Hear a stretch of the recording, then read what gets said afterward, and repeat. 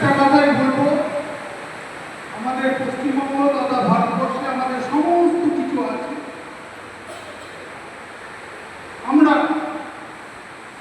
নিজেরাই বলিয়ান হতে পারি। আমাদের প্রত্যেকের মধ্যে আধ্যাত্মিক চেতনা থেকে শুরু করে সমস্ত বিভিন্ন ভাষা, বিভিন্ন প্রদেশের আচার ব্যবহার,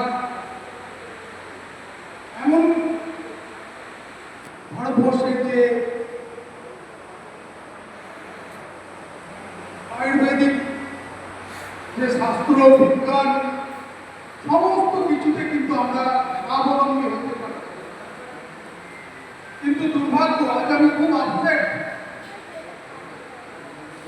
আমরা ভালো থাকবো, ভালো খাবো, আমরা গ্রাম থেকে শহরে এসেছি, যৌথ পরিবারগুলোকে ভেঙে টুকরো টুকরো করেছি, হুস করেছি, এবং আমরা ভবিষ্যৎ যে প্রজন্ম, তাদের জন্য সত্যি কথা বলতে কিছু রেখে যাচ্ছি না। কোভিডের সময় আমরা দেখেছি মানুষের মধ্যে বিভেদ, তাদের সোশ্যাল ডিস্টেন্স বাড়িয়ে, সেক্ষেত্রে আপনারা এনজিও, তারা প্রাণের কোনো রকম ঝুঁকি থাকা সত্ত্বেও তারা এগিয়ে গিয়ে অন্ন, বস্ত্র এবং মেডিসিন পৌঁছে দিয়েছেন।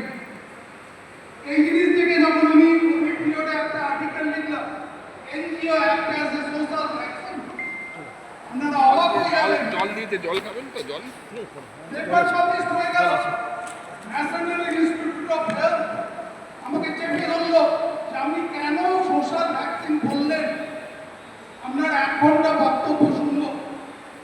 আমি বলেছিলাম সমস্ত এনজিও যারা রয়েছে, বর্ধমানের বুকে যারা কাজ করছে, বিভিন্ন এনজিও কিভাবে কোভিডের সময় কাজ করেছে।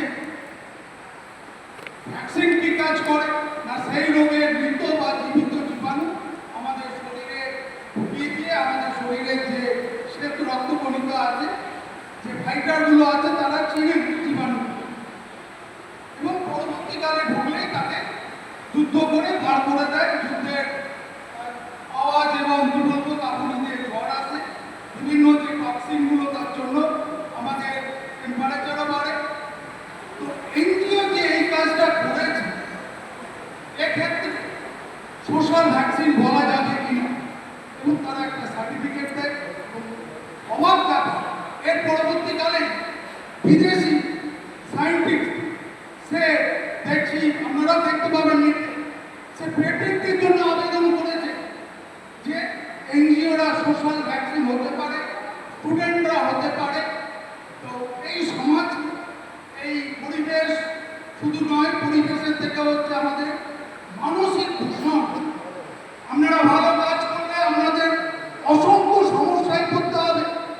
আপনারা যদি সোশ্যাল মিডিয়াকে ব্যবহার করেন, দেখবেন আপনারা 1000 জন লাইক করলেও, দেখলেও, ভিউয়ার্স হলেও, লাইক হয়তো একটা কি দুটো, আপনারা জানবেন যে আপনারা সঠিক রাস্তায় আছেন, আপনারা কিছু করছেন। তো এই জায়গাটা থেকে আমাদের একমাত্র এই দূষণমুক্ত সমাজ গড়ে তুলতে শিক্ষা থেকে শুরু করে সমস্ত কিছু একমাত্র আপনারাই পারেন। এবং আজকে এই জায়গায় উপস্থিত হওয়ার জন্য আমি নিজেকে অসংখ্য গর্বিত মনে করছি। এবং আজকে দুটো বিষয়ে, আজকে এনজিও ডে এবং ইন্টারন্যাশনাল উইমেন ডেকে সামনে রেখেই সমস্তটা হচ্ছে। এবং আমরা যদি মেয়েদেরকে করতে পারি, এই কারণে আমাদের একটা ক্রোমোজোম থাকে, ক্রোমোজোমে অসংখ্য জিন থাকে। যেমন আমরা ঠিকঠাকে কেউ রোগ করতে পারি, কেউ রোগ করতে পারি না, এখানে 40% পারি। দেখুন আপনারা নিজেরাই ঠিকঠাকে কেউ পারবেন, কেউ পারবেন। তো আমাদের এই যে জিন, দুটো এক্স ক্রোমোজোম থাকার জন্য প্রচুর বৈশিষ্ট্য, দশভুজের কারণে আমাদের প্রলয় বলেছে যে একসঙ্গে 1000টা কাজ আমরা করতে পারি, মেয়েরা পারে। কিন্তু আমরা হয়তো একটা কি দুটো পুরুষ যারা রয়েছি, আমরা সাপোর্ট করি। ম্যাডাম বলেছেন যে পুরুষ না থাকলে আমরা হয়তো দাঁড়াতে পারতাম